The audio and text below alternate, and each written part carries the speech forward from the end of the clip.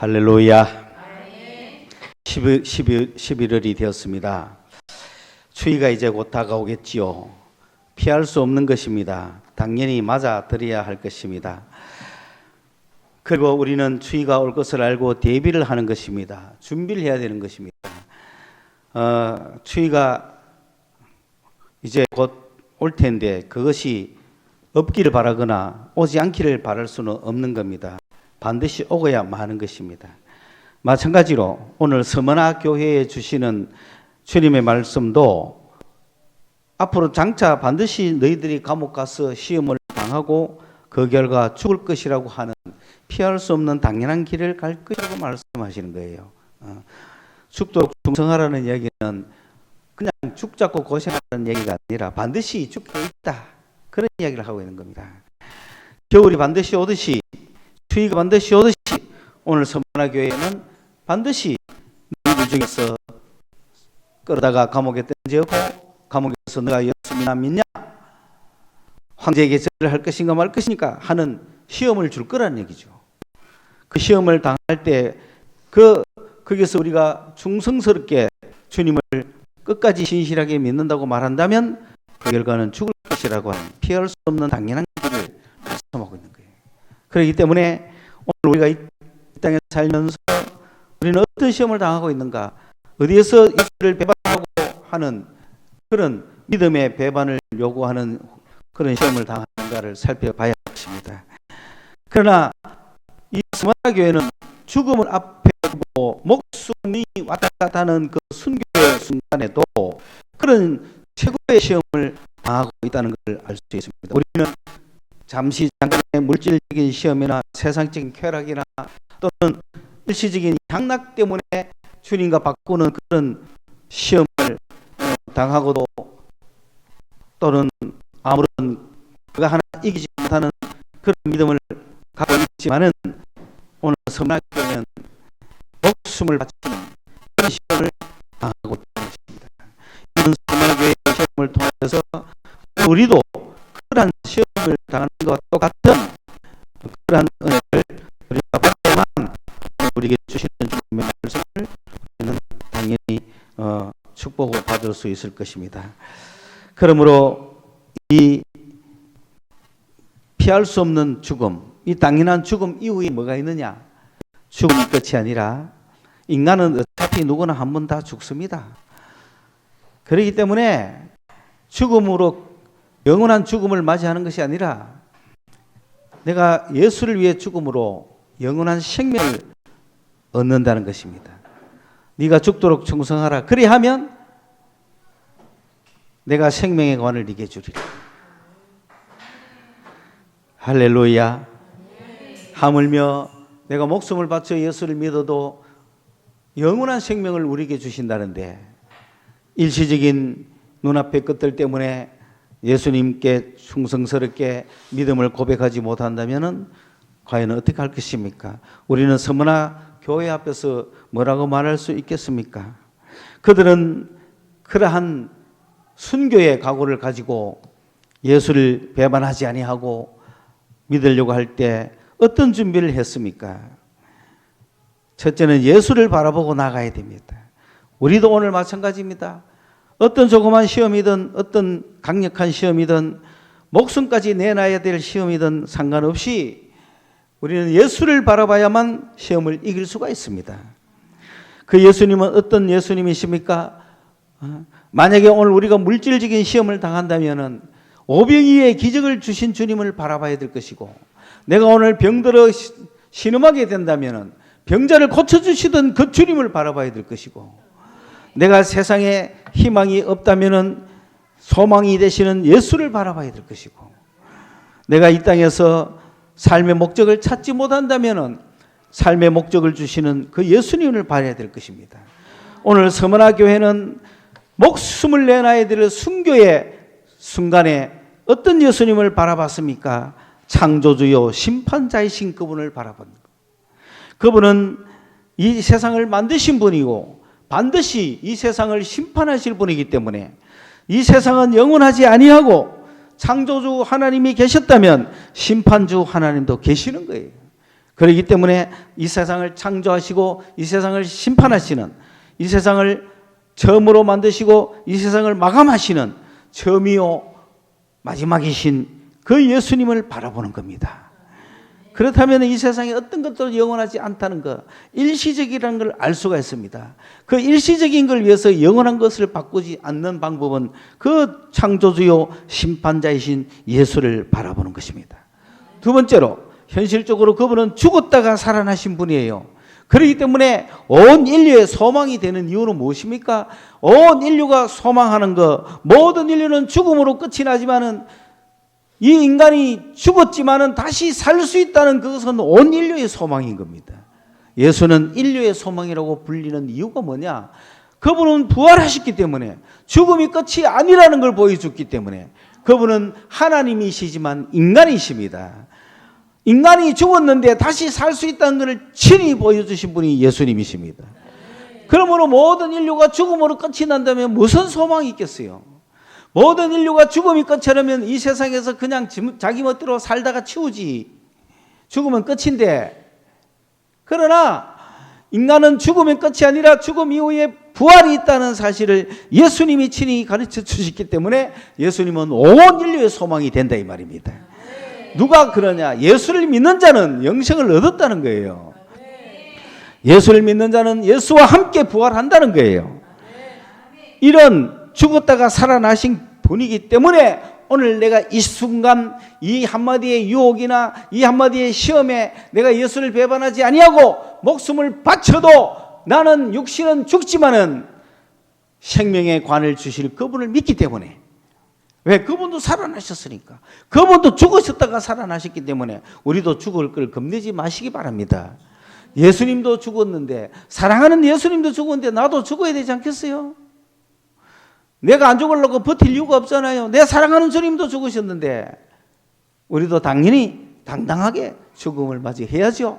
그러나 그 죽음 이후에 부활하신 주님이 있듯이 우리도 부활할 줄로 믿으시기를 바랍니다. 이런 주님이 있기 때문에 우리는 순교에 가고도 기쁘게 능히 할 수 있다는 것입니다. 따라서 오늘 이 시대에 우리에게 주시는 말씀은 무엇입니까? 나의 탄생이 창조라면 나의 죽음은 끝입니다. 나의 탄생에서부터 나의 죽음까지 처음이요 나중 되시는 예수님, 내 인생의 탄생에서 내 인생의 죽음까지 책임지실 예수님, 그분을 바라봐야지요. 그리고 그분은 나의 죽음에서 끝나는 것이 아니라 내 죽음 이후에 부활까지도 책임지시는 분.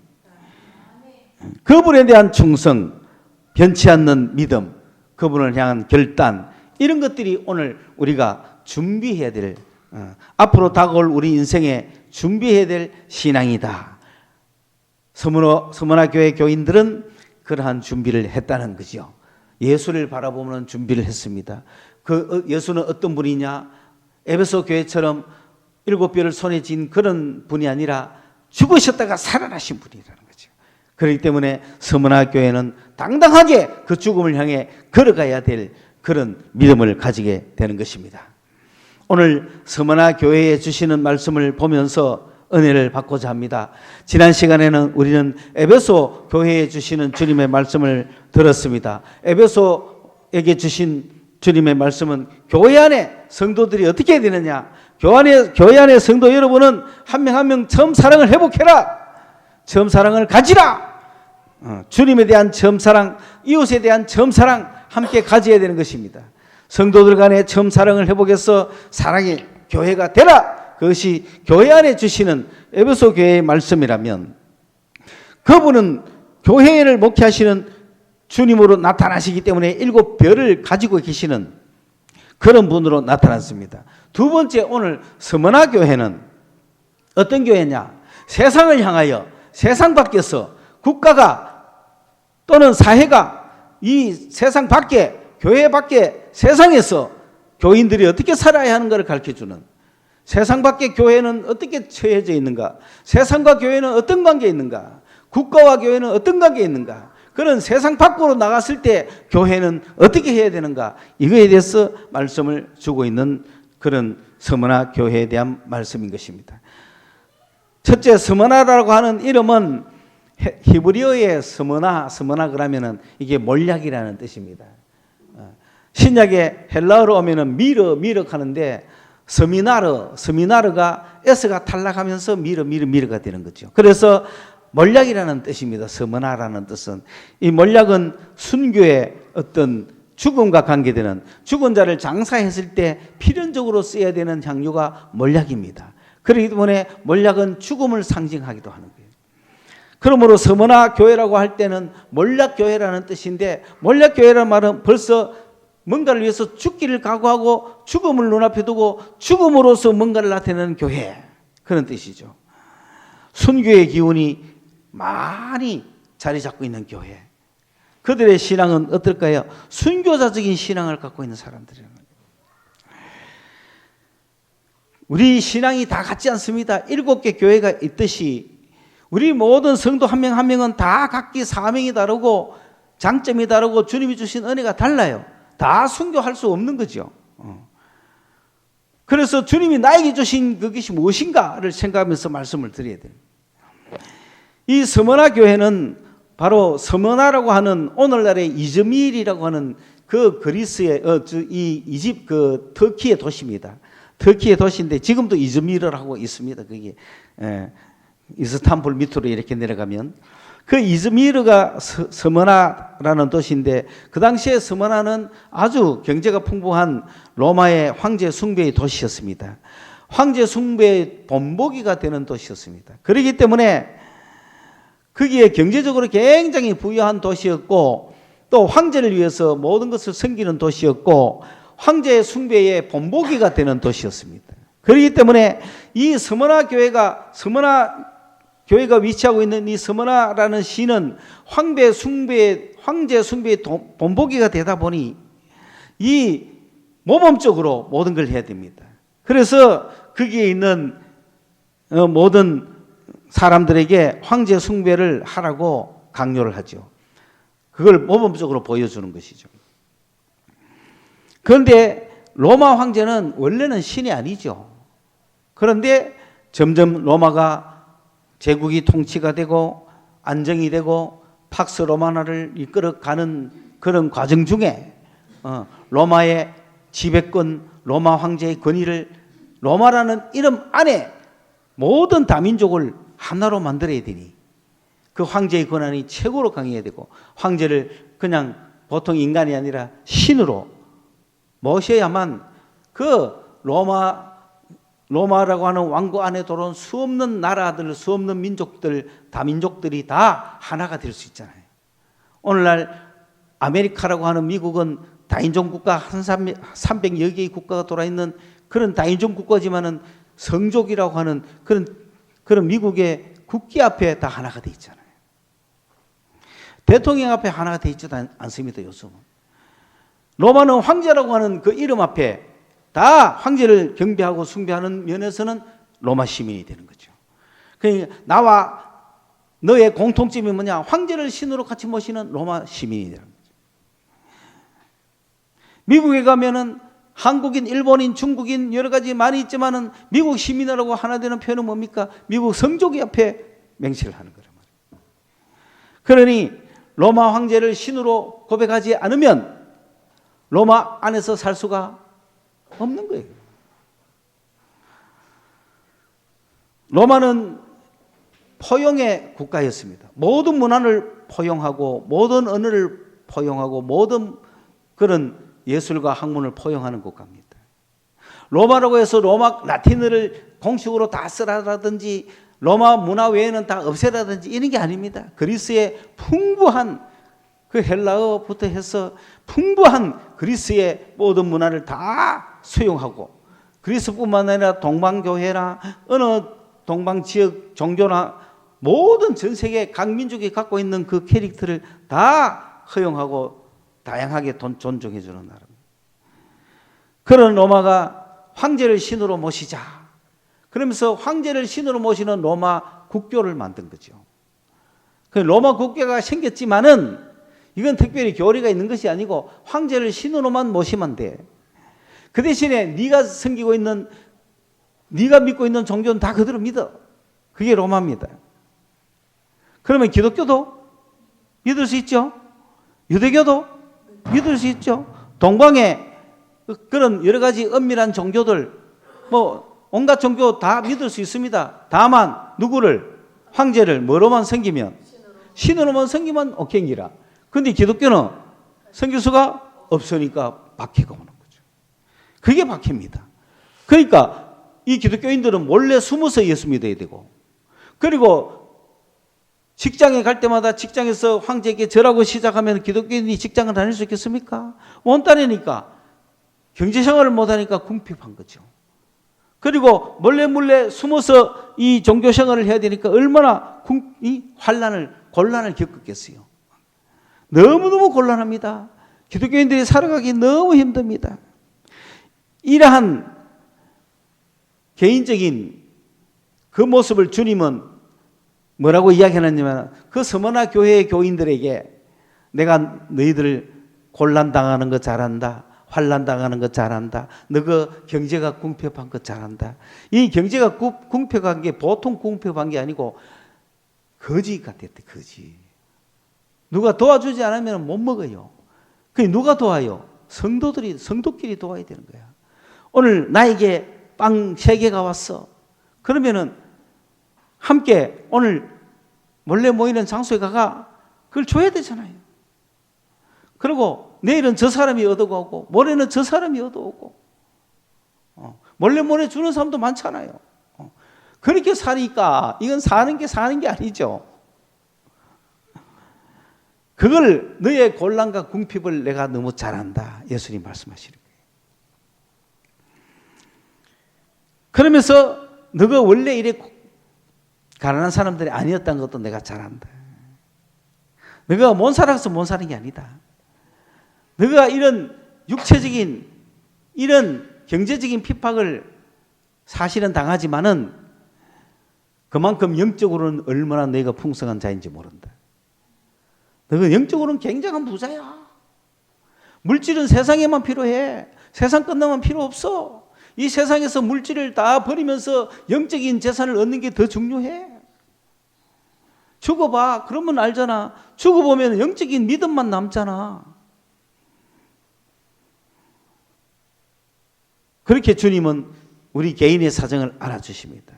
또 두 번째로 뭘 알아주시느냐 하면은, 사회적으로 봐봐라. 사회적으로 보니까 그래도 우리가 로마 황제의 그 명령을 집행하는 로마 군인들을 피해서 그래도 우리가 모여서 기도하고 모여서 찬양하고 모여서 하는데, 유대인이라는 사람들이 우리를 고발한다. 동족이 우리를 고발하고 있다. 일제시대에 이야기하면, 일본이 만약에 우리로 하여금 예배를 못 드리게 했다면은 뭐 순사가 어디까지 올 수는 없잖아요. 그래서 교인들이 모이가 저 산꼭대기에 올라가서 동굴 속에서 예배를 드리자고 하는데, 그게 한국인은 누구나 오잖아요. 그런데 거기에 뭐가 있다? 일본한테 가가 꼰지르는 사람이 있다는 거지. 예배 참석하러 와가. 그 같은 동족이잖아요. 그게 자칭 유대인들이라. 너희들이 그러한 핍박을, 그러한 방해를, 그러한 회방을, 그러한 박해를, 그러한 중상 모락을 당하고 있다는 것도 너무 잘 안다는 거예요. 그러니까 여러분, 확실히 믿음 가진 사람만 오게 할 수 있습니까? 불가능해요. 뭐 이거 대가불하게 써난 것도 아니고, 그죠?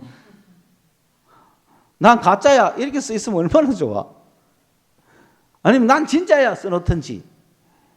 그러니까 몰래 우리끼리 신호를 표시하자고 쓴 게 물고기 그린 건데, 이것도 예수 안 믿는 사람도 물고기 그리다 하는 거 알마 되잖아요.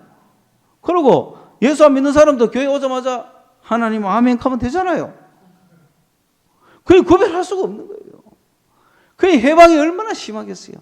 그러면서 믿었던 사람한테 당하는 배신, 그래서 함부로 못 믿겠다, 그러한 마음에 쫄인, 혹 언제 고발당해서 잡혀갈지 모르는 그러한 분위기, 이게 사회적으로도 너희들이 고난당하는 걸 내가 잘 안다. 우리 주님이 두 개를 알아주시는 거예요. 경제적으로, 사회적으로 고난당하는 걸 주님이 알아주시는 거예요. 여러분이 주를 위해서 헌신하고 충성하고 그렇게 해나간다면 이걸 당할 수밖에 없다. 그걸 주님이 알아주신다. 그걸 믿으셔야 돼요. 그래서 주님은 속 시원하게 말해줍니다. 그놈들이 자칭 저거가 유대인이라고 말하지만은 아마 겉으로는 유대인이었을 거예요. 겉으로는 유대인이라고 말하지만은 사실은 사탄의 모임이다. 사탄의 해라는 건 모임이라는 거예요. 그러니까 사단이 들어가서 조정하는 그런 모임이라는 거예요. 유대인들의 모임이라는 것이. 그러니까 주님이 알아주시잖아요. 그러면 됐잖아요.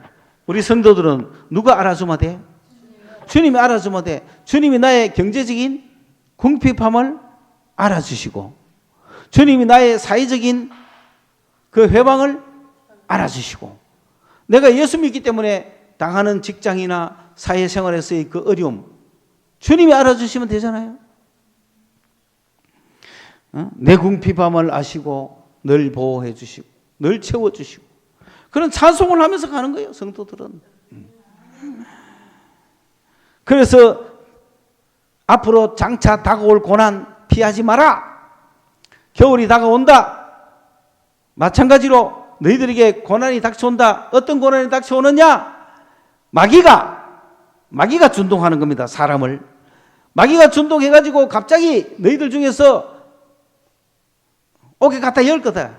옥에 땡지 였는다. 옥에 땡지 였는 이유는 뭡니까? 옥에 땡지가 잡아와가지고 너 황제에게 절할래 안 할래? 황제를 신이라고 고백할래 안 할래? 이 시험을 하는 거죠. 여러분 어떻게 할 거예요? 감옥 잡혀가가 너 황제한테 절할래 안 할래? 하면 절한다 하면 바로 풀어줄게. 절할래 안 할래? 하면 어떻게 할 거예요? 안 해요? 그렇죠. 10일간 해보다가 안 되면 이제 죽이는 거예요. 그러니까 우리는 그때 주님이 뭐라고 해요? 배반하지 말고 죽기까지 충성해라. 충성하는 말은 신실해라. 두말하지 마라. 배반하지 말라는 거죠. 10일간 배반하지 말아야 돼. 한 20일 줬으면 배반 안 했겠나? 그죠?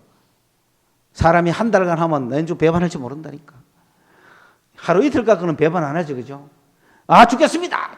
그럼 빨리 죽이고 좁으면 좋은데, 막 사흘, 나흘, 10일 간다, 야. 와, 마음이 바뀌는 거예요, 사람이. 뭐. 여러분, 11주는 빨리 내버려야 돼요. 뭐, 이틀, 사흘, 보내다가는 못 합니다. 막. 쓸 데가 얼마나 많은데, 어디를 어떻게 해? 갑자기 그냥 죽으면 죽으리라. 믿음이 왔을 때 딱 저질러, 10일 안에. 그래서, 주님은 죽기까지 충성해라. 그래 하면은 내가 이 세상의 목숨은 없어지지만 영생을 주겠다. 영원한 생명이 너에게 있다. 그 생명의 멸류관을 주겠다. 이게 주님의 말씀입니다. 중요한 것은 이런 역사적 사실로 끝날 게 아니고 그 다음 말씀이 뭡니까? 성령이 교회들에게 하시는 말씀을 귀 있는 자는 들으라. 여러분 귀 다 있죠? 이거는 뭐냐면 성령의 음성을 들을 수 있는 귀입니다. 그냥 말씀만 들어갖고는 깨달음이 없다. 그러면 귀가 없는 거예요. 그런데 오늘 이 말씀은 성령이 여러분 한 개개인에게 주는 말씀이에요. 그렇게 오늘날 나에게 주시는 말씀이 뭐냐? 이게 들려야 귀가 있는 사람이고 성령이 여러분에게 지금 하시는 말씀을 들으라는 겁니다. 오늘 제가 설명한 이 서머나 교회를 통하여 여러분은 어떤 말씀을 들었습니까? 내가 소소한 것 때문에 신앙 배반하지 말자. 내가 소소한 것 때문에 주일 예배 가볍게 생각하지 말고 내가 소소한 것 때문에 아이고 이런 것 좀은 괜찮겠지. 그게 아니라 주님께서 네가 당하는 시험 내가 안다. 끝까지 충성을 해라. 죽더라도 충성해라. 오늘날 나에게 주시는 말씀을 들어야 된다. 죽어도 생명을 얻을 것이다. 그러니까 못할 이유가 없잖아요. 그리고 그렇게 해서 이기는 자는 둘째 사망을 당하지 않는다. 둘째 사망이라는 건 뭡니까? 영원한 죽음이죠. 한 번 죽는 거는 똑같아요. 예수 믿는 사람이나 안 믿는 사람이나 한 번 죽는 건 똑같습니다. 두 번 죽으면 안 되는 거죠. 두 번 죽으면. 그걸 위해서 우리는 이 땅에서 순교의 정신을 갖고 살아가는 거예요. 그 영생을 바라보며 살아가는 거예요. 그래서 모든 인간은 한 번은 다 죽게 되어 있습니다. 그러나 예수 믿는 사람은 한 번만 죽습니다. 그리고는 부활이 있습니다. 그러나 예수를 믿지 않는 자들은 두 번째 죽음이 있다는 거죠. 영적인 죽음이, 영원한 죽음이 기다리고 있다 이 말이에요. 그러니 둘째 사망의 그 부정함을 우리는 받지 않을 것이다. 예수 믿는 사람. 왜? 예수를 위해서 이 땅에 목숨을 버린 자들은 한 번 죽는 거는 누구나 죽어요. 그러나 예수를 위해서 끝까지 충성하고 배반하지 아니하고 죽은 자들은 둘째 사망의 해를 당하지 않는다. 얼마나 극적인 표현입니까? 우리는 한 번만 죽으면 돼. 한 번만. 그리고 부활이 우리에게 있습니다. 영원한 생명이 우리에게 있습니다. 오늘날 우리가 지켜야 하는 믿음과 시험은 무엇입니까? 성령께서 오늘 여러분에게 주는 시험은 무엇입니까? 성령께서 여러분에게 주시는 오늘 우리가 당해야 될 서문화 교회는 감옥에 들어가서 예수를 부인하나 안 하느냐 하는 목숨 걸고 하는 시험을 당했는데 오늘 우리는 어떤 시험이 있다고 성령께서 말씀하십니까? 우리에게 주시는 성령의 음성은 무엇입니까? 성령의 음성을 들으시기 바랍니다. 돈의 유혹에 넘어가지 마십시오. 명예의 유혹이나 세상 인정에 넘어가지 마십시오. 사람을 위해서 살지 마십시오. 자기를 위해 살지 마십시오. 교만하게 살지 마십시오. 헛되게 살지 마십시오. 헛된 영광을 구하지 마십시오. 우리는 어떤 싸움을 해야 됩니까? 어떤 유혹과 시험 앞에서 주님을 배반하지 말아야 됩니까? 개인적인 싸움 여러분에게 있을 것입니다. 그 싸움에서 승리하십시오. 그 싸움의 종류 중에 하나가 에베소에서 처음 사랑이라고 이야기해 줬습니다. 그 싸움에서 승리하십시오. 오늘 두 번째, 서머나 교회에서는 사회적인 것을 바라보라는 겁니다. 우리가 사회적인 걸 한번 바라봅시다. 지금은 우리는 어떤 사단과의 싸움을 해야 됩니까? 마귀는 어떻게 우리를 시험에 넘어가게 하며 사단은 어떤 싸움을 준비하고 있습니까? 이 사단의 해는 서머나 교회를 향하여서는 예수 믿는 사람을 파괴시키기 위해서 조직적으로 예수 믿지 못하게 하려고 황제 숭배를 선언했습니다. 그런 사단의 역사를 이루기 위해서 마귀가 예수 믿는 사람을 감옥에 때려가지고 예수 배반하나 안 하나 시험을 했습니다. 오늘 우리는 사단과 어떤 싸움을 하고 있습니까?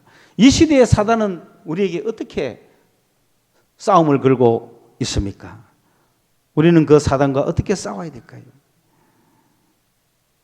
우리는 지금 예수 믿은 그 이후부터 세상과의 싸움에서는 사단과의 싸움에서는 뭘 놓고 싸우느냐? 이미 우리는 예수 믿고 영생 얻은 자예요. 영생을 위해서 싸우는 게 아니에요. 영생 있고 살아가는 우리 그리스도인들은 이 땅에서 뭘 위해서 사단과 싸워가야 되느냐? 자유입니다. 자유. 자유는 하나님이 주신 거예요. 하나님이 자유를 주시기 위해서 예수를 주신 거예요. 성령을 주신 거예요. 은혜를 주신 거예요. 율법에서 자유, 죄에서 자유, 죽음에서 자유, 양심의 자유, 그리스도인의 자유. 그렇기 때문에 그리스도인은 이 자유함을 얻은 하나님이 주신 천부 인권, 이 자유를 누리고 자유를 위해서 살아가는 겁니다. 그러다 보니까 왕정 시대에 왕이 독점을 하는 시대에 자유가 없잖아요. 거기에서 그리스도인은 그리스도인들만이 자유를 외치는 거예요. 그래서 자유를 외치다가 왕에게 죽기도 하고 왕이라고 다 자유를 구속하지 않습니다. 왕이 사단의 마귀의 게임을 받아들이면 그리스도인을 죽이는 거예요. 왜? 그리스도인의 자유를 빼앗는 거예요. 그리스도인은 자유하기 때문에 왕에게 예속되지 않습니다. 그렇다고 해서 왕을 무시하지도 않습니다. 사회 지배 체대, 사회 정치 체대를 우리가 뒤엎지는 않습니다. 다만 우리는 자유를 위해서 나아가는 겁니다. 그런 왕정 안에서의 자유. 그런데 기독교가 발전하면서 인류 역사 속에 전 세계에 유대교에서 시작한 기독교가 유럽 전역에 전파되고 그러니 왕정을 무너뜨리고 로마 교황 시대가 오잖아요. 그 유럽 전체는 교황이 다스리는 그런 예수 믿는다고 죽이는 시대는 아닙니다. 그런 자유를 쟁취한 그 서구의 자유가 전 세계의 자유를 위해서 나간 것이 기독교가 번져가는 거죠. 아시아의 선교를 돌아서 기독교인이 들어가면 뭘 외칩니까? 자유를 외치잖아요. 한국의 기독교가 들어오니까 자유를 외치잖아요. 일본으로부터의 독립이 아니라 자유를 외치는 거예요. 곳곳에 전 세계에 하나님이 주신 자유를 전파해 나가는 게 사단과의 싸움입니다. 그리스도인들이 싸워야 될 사회 정치 체제라는 거예요.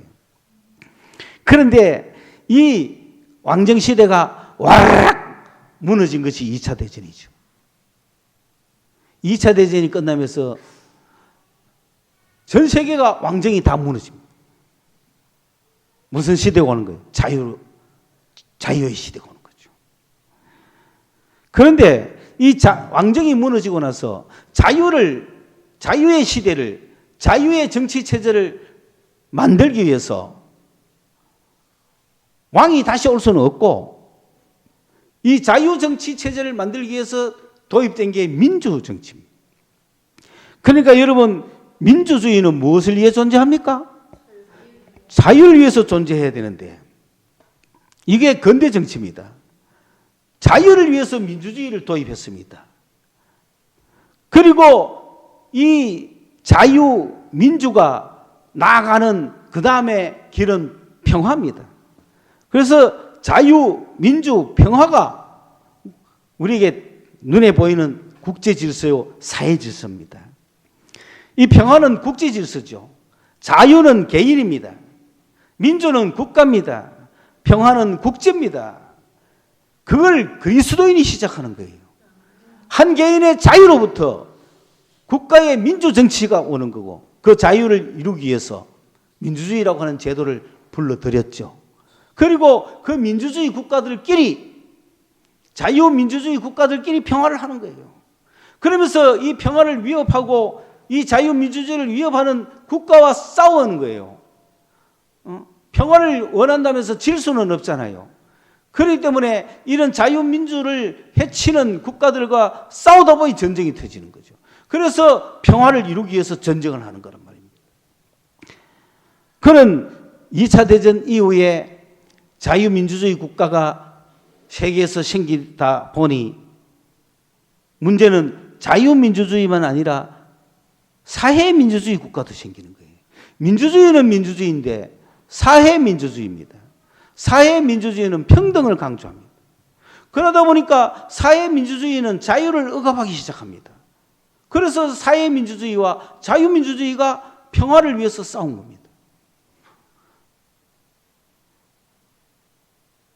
이 자유민주주의와 사회민주주의의 대립, 이게 냉전시대죠. 이 시대를 주도했던 국가가 미국이잖아요. 그래서 미국은 20세기에 세계적인 평화 질서를 유지하는 맏형이 돼가지고 자유민주주의 국가를 수호하고 자유민주주의를 위협하는 그런 공산주의와 대결하면서 냉전 시대를 이끌었단 말입니다. 그런데 그 냉전을 레이건 대통령이 종식을 시키고 소련이 굴복하고 러시아가 되고 이제는 공산주의와 자유민주주의라고 하는 싸움이 없어졌습니다. 그럼 평화가 와야 되잖아요. 그러나 세상은 주님 오실 때까지 평화 없습니다. 방법과 정체를 바꿔가면서 끊임없이 싸우는 거예요. 자유를 엿보는 거예요.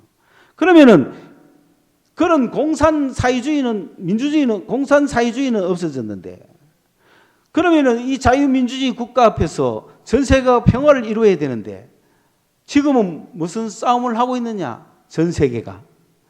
졸지에 목표가 바뀌어버린 민주주의에 의해서 사는 사람들이었어요.